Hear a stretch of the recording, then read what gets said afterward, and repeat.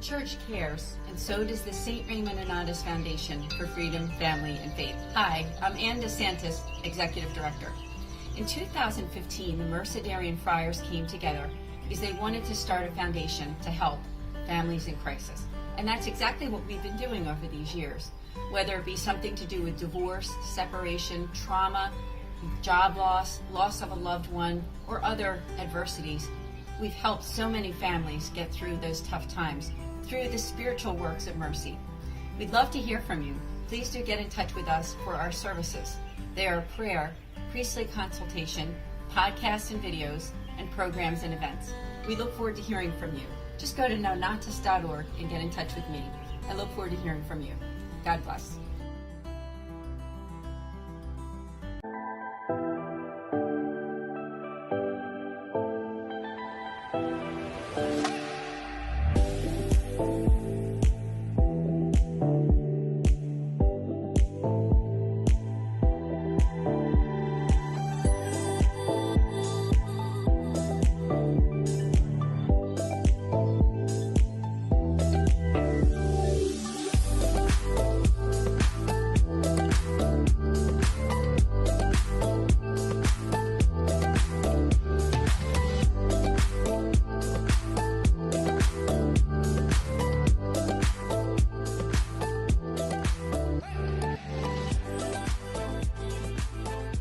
Fiat Ministry Network and Patchwork Heart Ministry present Journeys in Faith.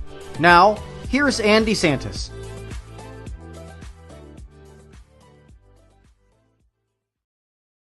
Good evening. Welcome to Journeys in Faith here on Fiat Ministry Network. This is Anne DeSantis. It's great to be here. And I have another wonderful guest for all of you this evening. She's also a very good friend of mine. I have Dr. Mary Amore, the Executive Director of Maize Ministries. Welcome, Dr. Amore. Thank you so much for joining us. Oh, Anne, thank you for having me.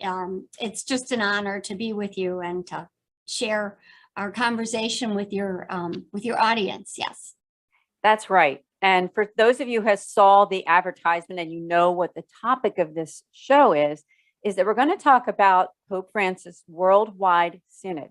And it's going on starting last year, 2021, and going through 2023. And so I'm going to read something to all of you about the Worldwide Synod, because I think it'll give you just a little bit of a background about what it is that the Pope has laid out a framework for bishops from all Catholic dioceses to reach out to communities and listen to them worldwide. He's asked for earth-encompassing synod on the synodality. Synod is an ancient Christian practice of listening, discussing, and discerning beliefs. And I did read that right from the internet there. But just to give you all a basic idea, what it is, it's like a worldwide listening session to open up the gates for those who have left the church for whatever those reasons are, and to welcome them back. So that's going to be our topic. But before we do that, I would love to introduce you to Mary and to her beautiful bio so you can learn more about Mary Amore. Is that Dr. Mary Amore is the Executive Director. She holds a Doctor Ministry degree in Liturgy and Master of Arts in Pastoral Studies from Catholic Theological Union. Dr. Amore is the author of 3 books. Those are Primary Symbols of Worship and the Call of Participation, Every Day with Mary, and Every Day with Joseph, as well as the creator of 2 DVD series. And those DVD series are called Eucharist, Pathway of Transformation, Healing and Discipleship, and From Mary's Heart to Yours, published by Pauline Media. A Cardinal Bernardine Scholar and distinguished member of the North American Academy of Liturgy, Mary has been a presenter of the LA Congress, University of Dallas Ministry Conference, the Diocese of New Hampshire Ministry Conference, as well as conducting parish missions, retreats, and adult faith formation programs.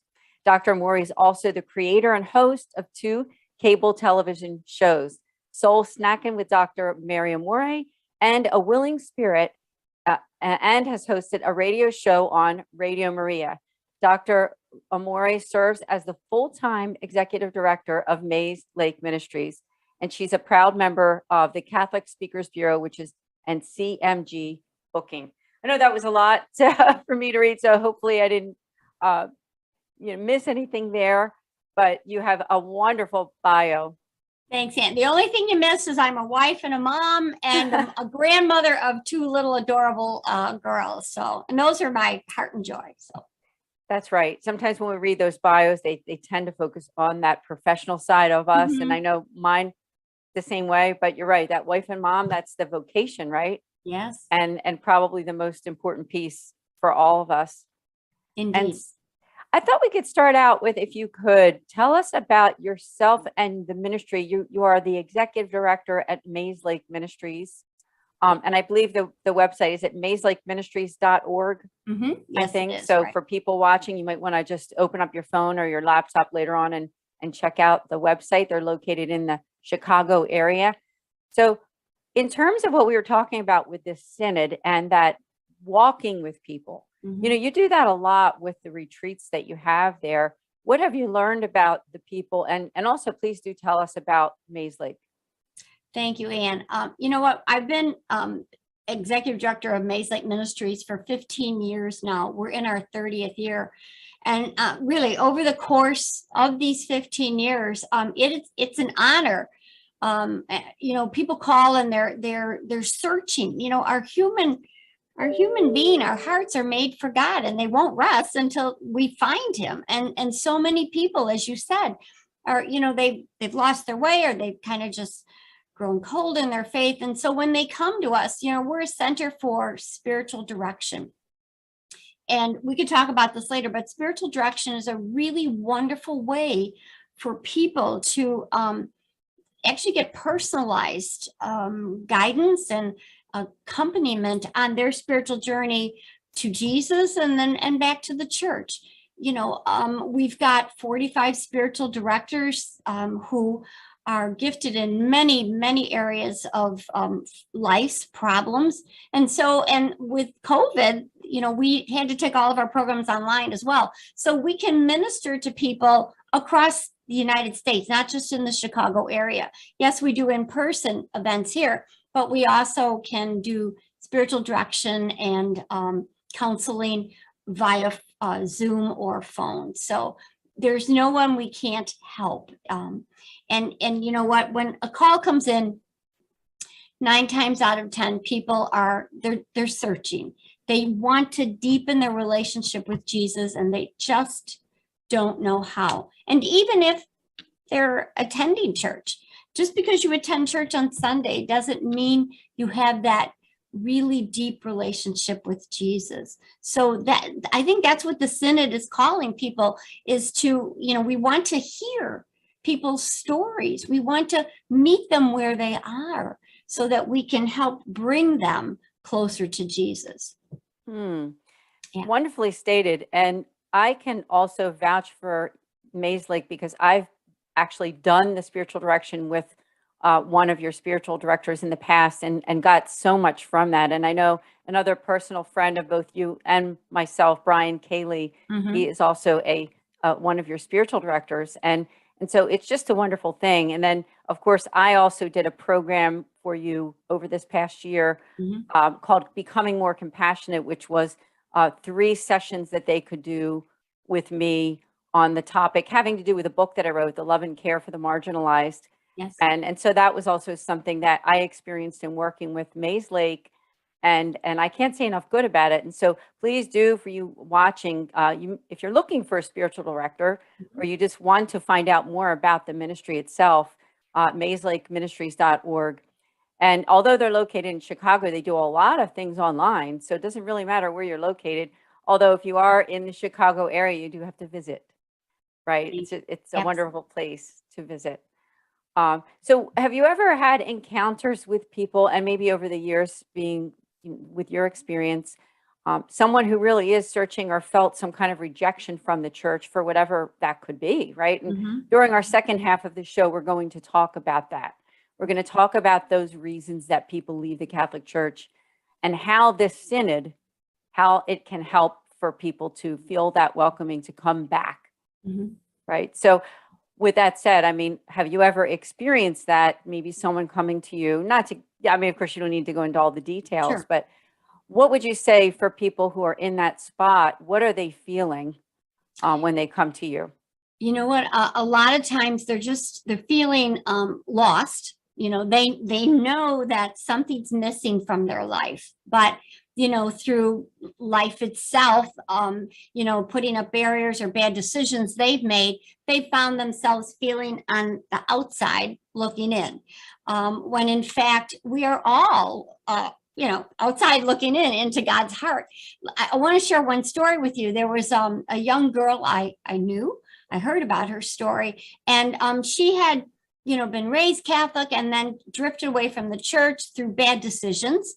And I won't get into those, but you know, God kept pulling at her, and so she would come to church and just sit in the back, a Catholic church, and she was just sit in the back pew and everything. And the pastor saw her do this, you know, maybe like 6 weeks in a row, and he went up to her and he said, "I noticed that you're new."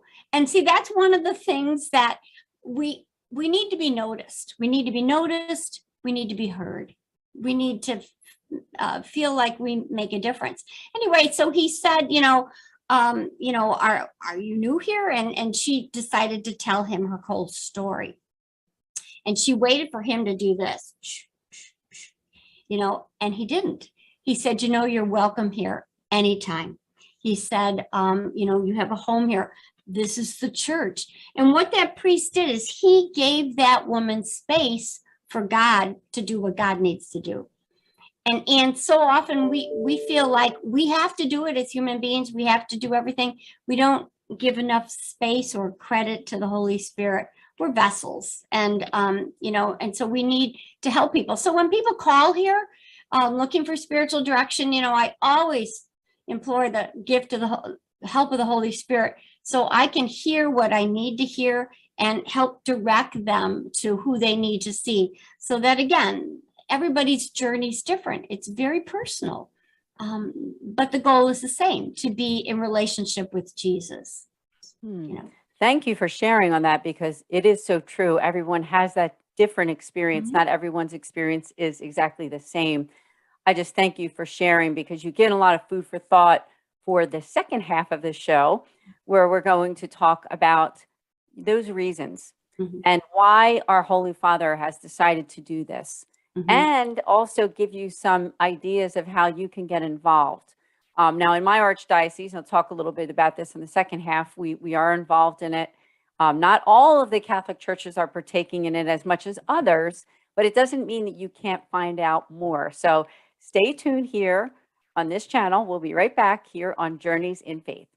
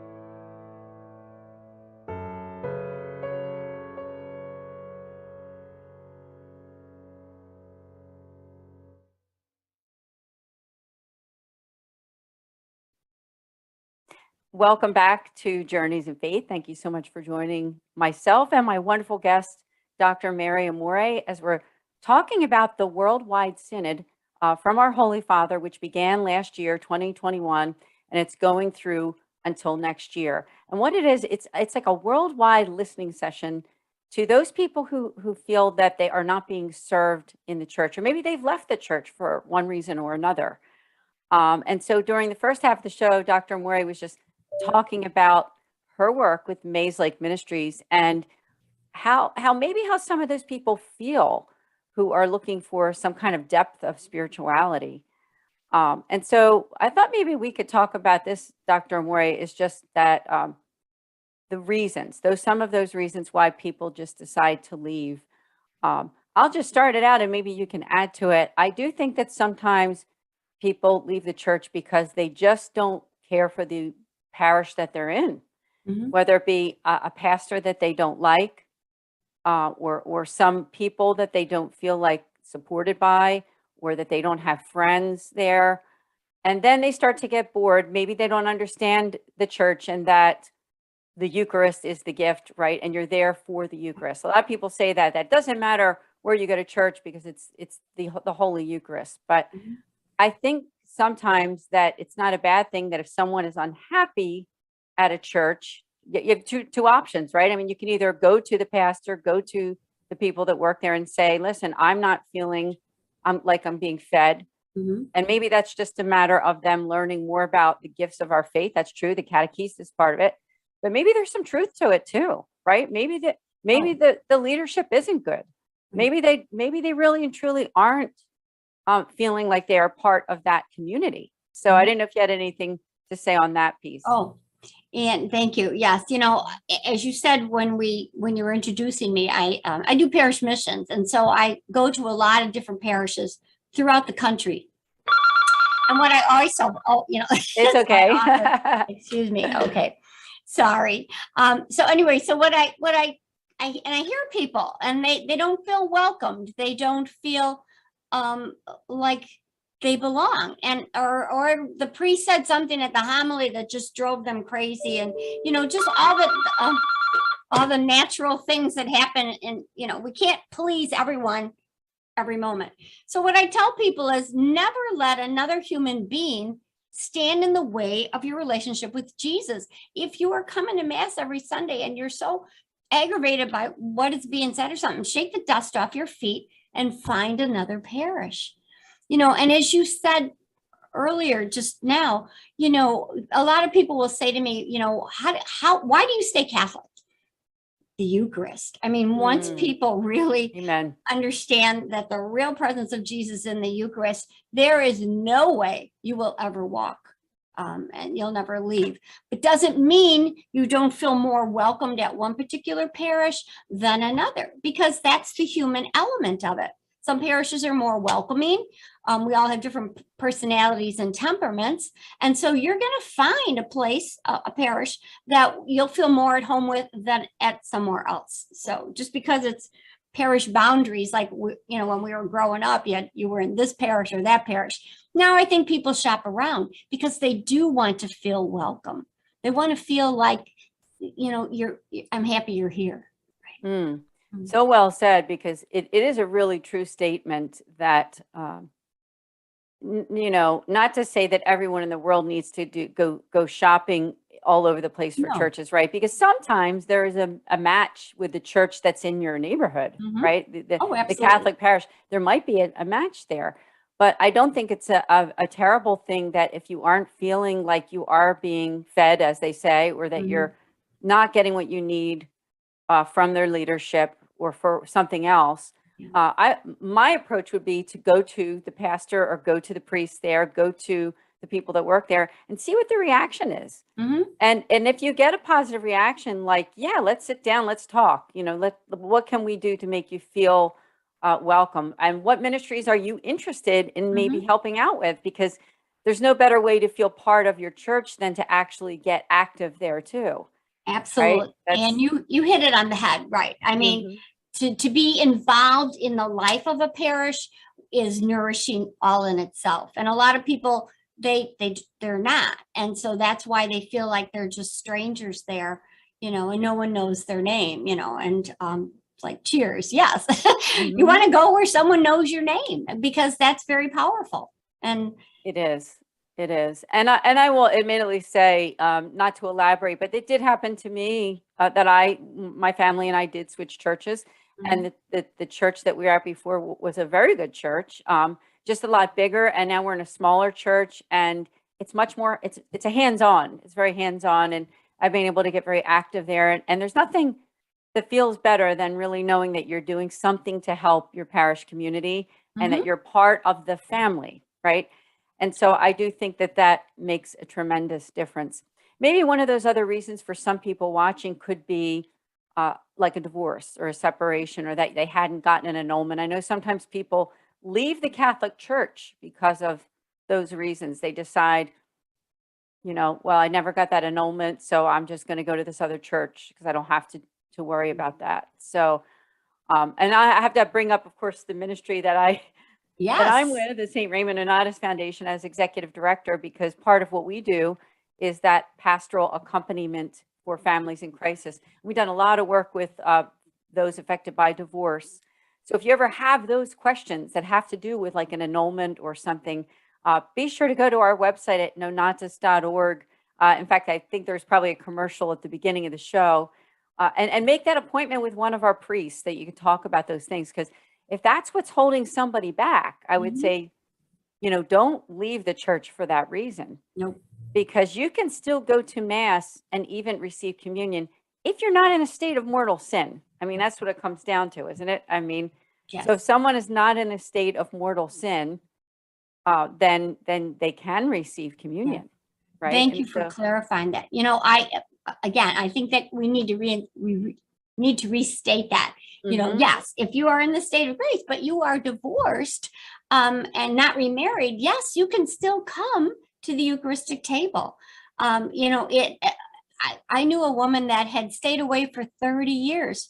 It wasn't her fault she got the divorce, but she was divorced. And, we finally were talking one day, and she was never remarried. And she said, I haven't received communion in 30 years. I went, oh my gosh. So, again, we talked, I counseled her and everything. And then she came back to the table, and nothing changed in her life except that now she was coming fullness to her faith. And it just brought her such joy and peace. So, and that's what's missing when we're away from our churches, is we've got that joy and peace that comes from being with Jesus and one another. Yeah, it has to do with that one another piece too, doesn't it? Like you said.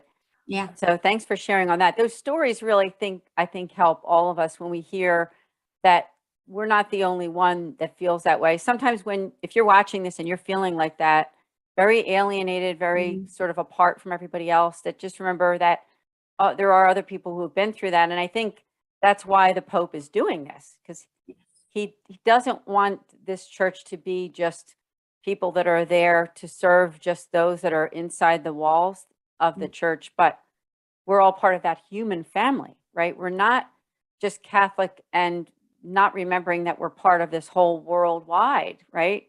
Everyone's included in that human family and invited to come to the table and be a part of us. We keep the doors open for them to want to be drawn into the Catholic Church, want to become Catholic, want to learn more about their faith. And so I just think it's beautiful. I do want to mention a couple websites that I found online that I think might be helpful for people watching. One is the United States Conference of Catholic Bishops. Their website is the usccb.org. And it says that the Synod on Synodality is a 2-year process of listening and dialogue, beginning with a solemn opening in Rome. And that began on October 9th and 10th of 2021, because the USCCB actually has a page for that. So you can just go to that website, usccb.org, and you can Google Synod, that's SYNOD, and learn more. There's another one on the Vatican website on the Synod. It's at the synod.va. Just simply go there and you can read about, directly from the source, from the Vatican website, what the Synod is and how the Pope really wants to take this seriously. I think it's a great thing because they did a survey. A lot of the dioceses and archdioceses are doing these surveys where they send them out to the parishioners and asking people to get their opinion about not only what's good about their parish, but what isn't so good and what could use improvement. And then they have these listening sessions where you can come together with parishioners and talk to them, not just parishioners, maybe friends of theirs who don't go to church, who want to be heard. Now, some of the churches aren't doing that. And some of them are doing something different where they're taking the results to the surveys, but then amongst the leaders of the church, they're like trying to work internally that way. So there's like kind of different ways that some of the dioceses and the archdioceses are handling it. I don't believe that all of them are doing those listening sessions, but I would recommend to those watching that if you want to get involved in it, I think the first place might be to go to those two websites, synod.va and then the usccb.org, and just read about it, learn about it. And then maybe what you could do is contact your local church and ask them if they are doing those sessions, or if there's any way that you could, if you have some issues, could you sit and talk to a priest or someone there about the reasons why you're not going to church or why you switched out to go someplace else, whatever that is. So And it's just so heartwarming that Pope Francis is really doing this, that he cares that much about all of us, you and me and anyone else that's listening. He uses the image a lot of the church as a field hospital. And I love that image because what is it? That's a mass unit. You have to tend to people's wounds, their spiritual wounds, right on the spot. And that's really what he's trying to do. He is trying to bind up our wounds and lead us back to Jesus, back to our church, And the medicine that you do that with is mercy and compassion. And I think that this is just a wonderful time in our church to be able to be seen and heard and to make a difference. yeah, that's right. Seen and heard. And it's so important because there's some people that have that image that the church, all they care about is money. I mean, I think that's another reason you hear that, like they just want my money and don't really care about me. So if that's your reason for leaving the church, take it to the church that you left, go back, because I do think there's a different attitude now, right, in the world right now in the Catholic Church. The fact that the Pope is doing this and having those listening sessions, because the first and foremost is faith formation, practicing our faith, the sacramental life, all these things. I mean, that's why the Catholic Church exists. But the mercy and compassion, I do believe that our Holy Father has really brought that to the forefront, because they're the tools that we do it, right? When we're Catholic, it's not a checkbox thing. It's not like, okay, I went to Sunday Mass, I went to confession, I gave my envelope this week. I went to the prayer group they had. It's not about that. You can do all those things, but if it's not including also that element of being a kind, nice, and good person on top of it, then it really doesn't mean anything. No. And I think that people, you hear them say that, the word hypocrite sometimes, that people who are religious or practice faith, maybe not just Catholic faith, but people who are very much into religion, but then you see a different side of them. I think that's where our Holy Father is trying to bring it all together and say, you know what, this matters, that way that we interact with one another. It matters how we show people that we love them and that we care enough to listen. Listening is a gift, isn't it? I mean, I think that when we listen, it's a gift to the other person to be heard. Now, when you listen to somebody, you might be hearing things that you may not agree with, right? It could be even something in the sin realm, like they might tell you something where you're like, wow, that was a mistake. They should never have done that. Right. But it's not about that when you're listening to them. What it is about is let them tell their story uninterrupted. And then you're guiding them gently along to the teachings of the church and the gifts of the church. Because I think when people just hear like, well, you should never have done that, that was a sin, or you need to get to confession for that. And sometimes, it's true. All the things are true. Maybe they do need to get to confession for it if they are practicing Catholics, right? And or away from the church. But we never do it like in a way that isn't gentle and guiding, right? And I think you would agree with me. I think we talked about this before we started the program, is that if somebody's watching right now and thinking, I'm not fit to come back to the Catholic Church. I haven't been to confession in a while. I've been leading a life that's really kind of maybe against the church teachings. The church is saying, come back as you are, right? Yes. And we'll guide you to the right places that you can get help, whether it be going to confession or talking to a priest or whatever it is. But, we don't expect people to come back, 100% catechized and perfect Catholics. and it's impossible. I mean, we can't be perfect, or we can't perfect ourselves or even be better people away from Jesus. So, yes, if we feel like we're wounded souls and we've done all these terrible things, it's okay. Come back anyway and just bring your heart. Jesus is just looking for your heart. That's all. He'll do the rest. Through the church, through the people that you worship with, through the sacraments. Really quick story. Do we have time for a story? Oh, yes. Okay, then. I was raised in the 1950s, and at that time, that was pre-Vatican II. And the good sisters at my Catholic school, my mom was Lutheran, they used to tell me, your mom's going to go to hell, because she wasn't Catholic. And so, I was 8 years old, and I used to tell my mom, Sister Mary Agnes said you're going to go to hell. And my mother, in her infinite wisdom, said, oh, sis, don't worry. There's one God and many ways to come to him. Well, that sat with me for my whole life. When I was 36 years old, my mother was dying. And so she was in the emergency room, and I was the only one there. And the priest came out and he said, your mother's dying. Is there anything I can do for you? And in the blink of an eye, I said, yes. Can you make her Catholic? I said, because she always wanted to be Catholic, but never had the chance. I just wanted her to go to heaven. That's all. And this angel that God sent to me said, hold on. He went in. I thought he was making her Catholic. He comes out. I said, everything okay? He goes, everything's just fine. What I realized later is that even though I was 36 years old, this priest was talking to an 8-year-old little girl who just wanted to get her mother to heaven. And we have to be aware of meeting people where they are. Mm-hmm. And that only involves listening. If somebody is really wounded, it's going to come out when you sit and talk to them. That's not the time to tell them how wrong they are. Mm. That's the time to embrace them with the love and mercy of God. And then again, allow God to do what the Lord needs to do. So I think that's an important thing, is to meet people where they are. Amen. Thank you for sharing that story. And admittedly, you told that one on another program, which I'm glad you said it again, because it can never be heard enough when you have a wonderful story like that. That's a teaching moment, right? A teachable moment. And so thank you so much, Dr. Amore, my friend. So glad that you're a guest here on this show. You're going to have to come back again, and maybe we'll do another part to this.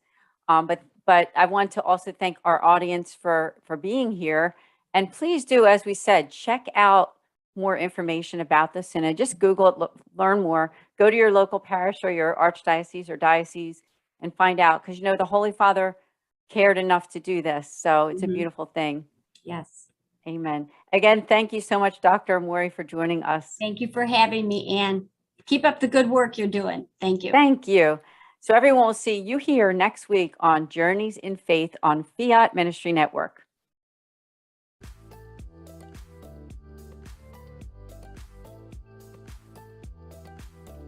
Journeys of Faith is a production of Fiat Ministry Network and Patchwork Heart Ministry.